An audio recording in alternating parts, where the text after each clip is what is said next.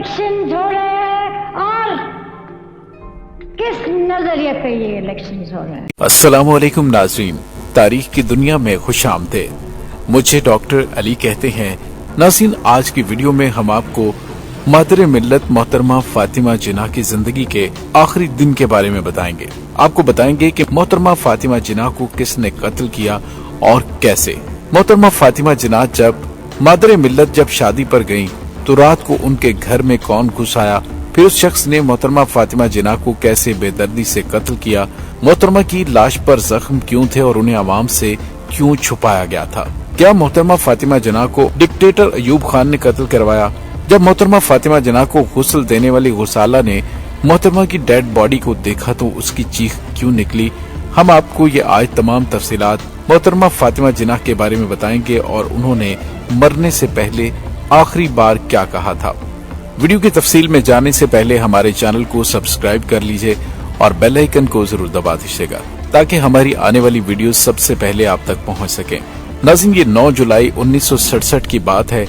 इतवार का दिन और दोपहर का वक्त था।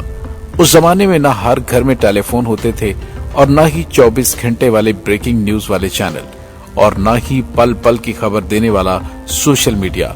लेकिन दोपहर ढलते ढलते ये खबर पूरे पाकिस्तान में फैल चुकी थी कि मोहतरमा फातिमा जिन्ना इंतकाल कर चुकी हैं।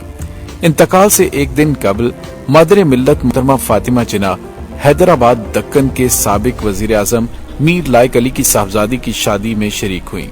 कायद आज़म मोहम्मद अली जिन्ना रहमतुल्लाह अलैह के साबिक प्राइवेट सेक्रेटरी मतलूबुल हसन सैयद ने मोहतरमा फातिमा जिन्ना के इंतकाल के बाद बताया कि मीर लायक अली की साहबजादी की शादी में उनकी मुलाकात मोहतरमा फातिमा जिन्ना से हुई।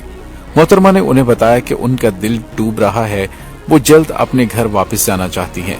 नाज़रीन, मादर मिल्लत का मामूल था कि वो सोने से कबल कसरे फातिमा यानी मोटा पैलेस के तमाम दरवाजे बंद करके बलाई मंजिल में अपने कमरे में सो जाती थी और सुबह बेदार होने के बाद चाबियों का गुच्छा बालकनी से नीचे फेंक दिया करती थी ताकि मुलाजिम 7 बजे उन्हें अखबारात पहुंचा दिया करे। अखबारात देखने के बाद जब वो नहा धोकर तैयार होती तो मुलाजिम 10 बजे उन्हें नाश्ता दे दिया करता था। नाश्ते के बाद मोहतरमा फातिमा जिन्ना निचली मंजिल में अपने दफ्तर में आ जाती। 9 जुलाई की सुबह खिलाफे मामूल मोहतरमा ने चाबियां नहीं फेंकी। मुलाजिम समझा कि इतवार है, इसलिए मुमकिन है कि मोहतरमा देर तक आराम करें। 10 बजे तक भी मोहतरमा बेदार नहीं हुई। दरवाजा खटखटाने का भी कोई नतीजा ना निकला तो मुलाजिम उनकी हमसाई बेगम गुलाम हुसैन हदायतुल्लाह के पास गया और उन्हें सारी सूरत हाल बताई तो वो फौरन कसरे फातिमा पहुंची। जब दरवाजा किसी तरह ना खुला तो एक रवायत के मुताबिक उसे तोड़कर और दूसरी रवायत के मुताबिक किसी और चाबी की मदद से उसे खोलकर अंदर पहुंचा गया, जहां बिस्तर पर मोहतरमा फातिमा जिन्ना की लाश पड़ी थी। बेगम हदायतुल्लाह अपने घर वापस गईं, जहां उन्होंने फोन करके डॉक्टर कर्नल जाफिर और कर्नल शाह को बुलाया। दोनों डॉक्टरों ने मोहतरमा फातिमा जिन्ना की मौत की तस्दीक की और कहा कि मौत कुदरती तौर पर हुई है। लेकिन नाज़रीन, मोहतरमा फातिमा जिन्ना की गर्दन और जिस्म पर जख्म के निशान कैसे आए, ये एक सवाल है जिसका जवाब हम आगे चलकर आपको देंगे। हुकूमत ने अगले दिन आम तातील का ऐलान किया और फैसला किया कि मोहतरमा को मेवा शाह कब्रिस्तान में दफन किया जाए। लेकिन मोहतरमा के लवाहिकीन और अवाम ने इस फैसले को मानने से इनकार कर दिया। चुनाचे हुकूमत ने ऐलान किया कि उन्हें कायद आज़म मोहम्मद अली जिन्ना के मजार के अहाते में शहीद मिल्लत लियाकत अली खान और सरदार अब्दुर्रब नश्तर की कबूर के साथ दफन किया जाएगा।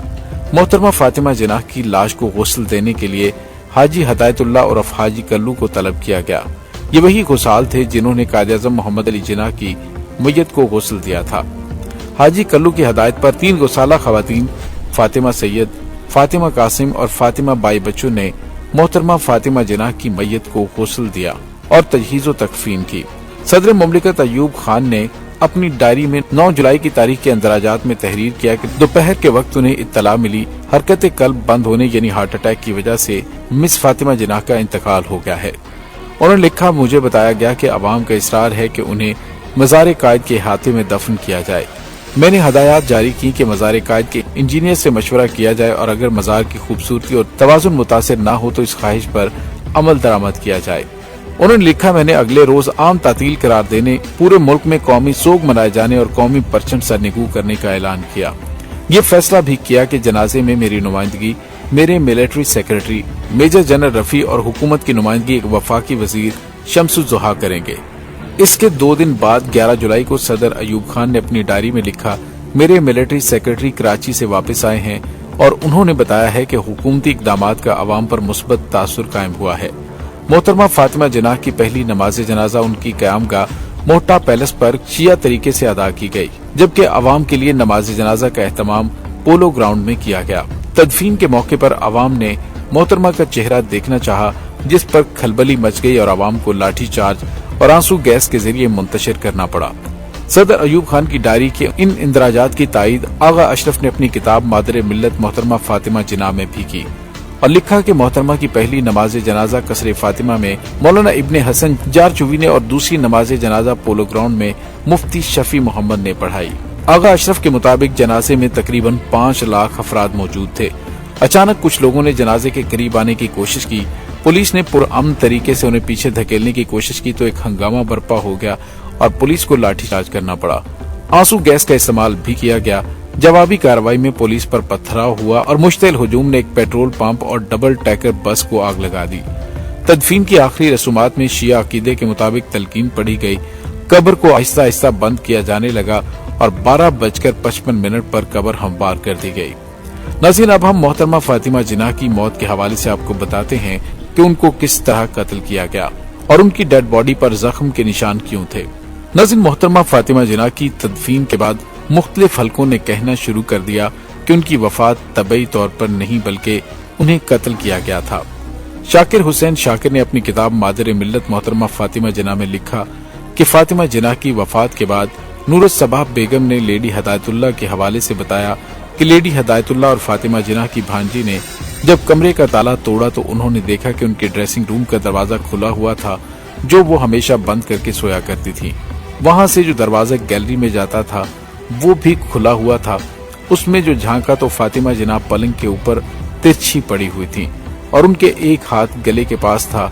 नूरत सबाह बेगम ने लिखा कि कुछ अरसे के बाद मैं लेडी हदायतुल्लाह से फिर मिली और उनसे कहा कि सुना है मोहतरमा फातिमा जिन्नाह के गले पर निशान थे। देखिए, अब तो अयूब खान की हुकूमत भी नहीं है। अब तो आप मुझे बता दीजिए कि आया मोहतरमा फातिमा जिन्नाह के गले पर निशान थे? तो लेडी हदायतुल्लाह ने इस बात से इनकार नहीं किया कि उनके गले पर निशान नहीं थे, क्योंकि लेडी हदायतुल्लाह ने ही मोहतरमा फातिमा जिन्नाह की वफात के बाद सबसे पहले उन्हें देखा था। शाकिर हुसैन शाकिर के मुताबिक मादरे मिल्लत की मौत से मुतल्लिक 1971 में कुछ इंकशाफात मंजर आम पर आए। ये इंकशाफात मोहतरमा की तजहीज़ तकफीन करने वाली जमात के सरबराह 67 साला हाजी कल्लू और 3 उम्र रसीदा गुसालों ने किए। बकौल हदायतुल्लाह उर्फ हाजी कल्लू जी, मुझे मोहतरमा फातिमा जिन्नाह के इंतकाल की खबर ख्वाजा शिया असना अशरी जमात के एक शख्स ने आकर दी। मैं उसके बाद जमात के दफ्तर गया, जहां मुस्लिम चांडियों ने मुझे तजहीज़ तकफीन की हदायत की। तीनों गुसाल फातिमा सैयद, फातिमा कासिम और फातिमा बाई बच्चू उस ख्वाबगाह में चली गई जहां मादरे मिल्लत की लाश पड़ी हुई थी। गुस्ल के दौरान गुसालों ने देखा कि मोहतरमा के जिस्म पर गहरे जख्म हैं और जगह जगह चोटों के निशान हैं। हम खामोशी से अपना काम करते रहे। गुसालों ने मोहतरमा के जिस्म पर निशानात और गहरे जख्म देखकर एहतजाज करना चाहा और मामले की नौयत मालूम करने के लिए जुबान खोली, लेकिन कुछ लोगों ने कहा कि इस मामले में खामोशी इख्तियार की जाए। हाजी कल्लू का कहना है कि सुबह किसी ने बताया कि मुझसे पहले कई लोग लाश देख चुके हैं, जिनमें डॉक्टर वाजिद और जनाब असफहानी भी शामिल थे। कुछ बेगमात भी शामिल थीं। मैं खामोश हो गया कि खुदा जाने क्या मसला है। बाद में गुसाला फातिमा सैयद ने मुझे बताया कि जब मैंने गुस्ल के लिए मैयत का जायजा लिया तो मेरी रूह लरज गई।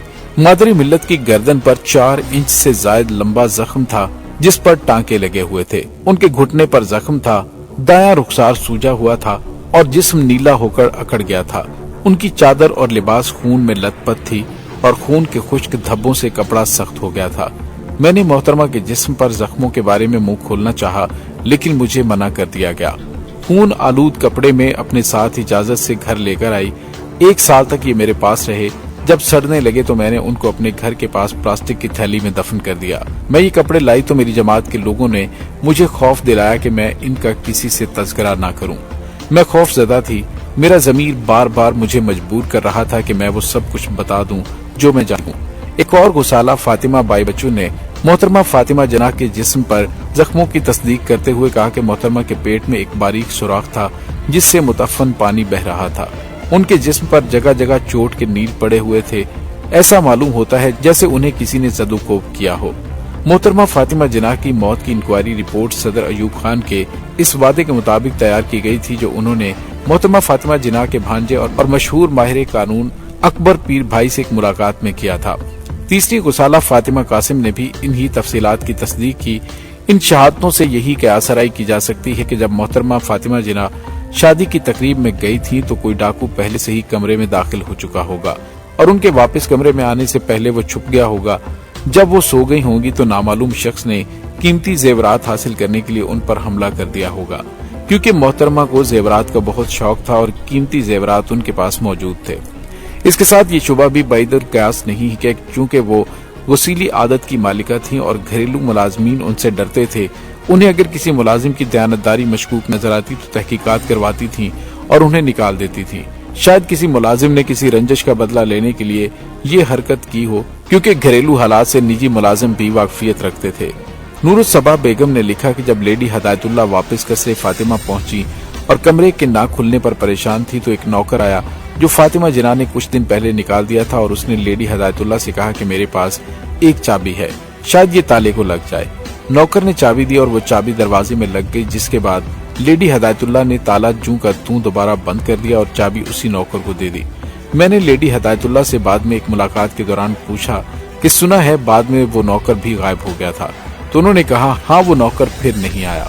مشہور صحافی اختر بلوچ نے اپنے ایک ولاگ میں قصہ فاطمہ جناح کی تدفین کا اس میں لکھا کہ جنوری 1972 میں غلام سرور نامی ایک شخص نے فاطمہ جناح کی وفات کے حوالے سے عدالت میں ایک درخواست سماعت کے لیے دائر کی تھی، جس میں کہا گیا تھا کہ مجھے یہ تشویش ہے کہ محترمہ فاطمہ جناح کو کہیں قتل نہ کیا گیا ہو، لیکن اختر بلوچ نے یہ نہیں بتایا کہ پھر اس درخواست کا کیا فیصلہ ہوا۔ محترمہ فاطمہ جناح کے انتقال یا قتل کے ایک طویل عرصے بعد تک ان کی وفات کا معاملہ معمہ بنا رہا۔ 2003 میں پاکستان کے سابق وزیر خارجہ اور اٹارنی جنرل شریف الدین پیرزادہ نے اس وقت کے وزیر اعظم میر ظفر اللہ جمالی سے مطالبہ کیا کہ محترمہ فاطمہ جناح کے قتل کے سلسلے میں قاضی فضل اللہ کی نگرانی میں جو انکوائری رپورٹ تیار ہوئی تھی اسے منظر عام پر لایا جائے۔ یہ انکوائری رپورٹ صدر ایوب خان کے اس وعدے کے مطابق تیار کی گئی تھی جو انہوں نے محترمہ فاطمہ جناح کے بھانجے مشہور ماہر قانون اکبر پیر بھائی سے ایک ملاقات میں کیا تھا۔ تاہم آج تک نہ تو یہ رپورٹ سامنے آئی اور نہ ہی قتل یا طبعی موت کے حوالے سے کوئی جواب مل پایا۔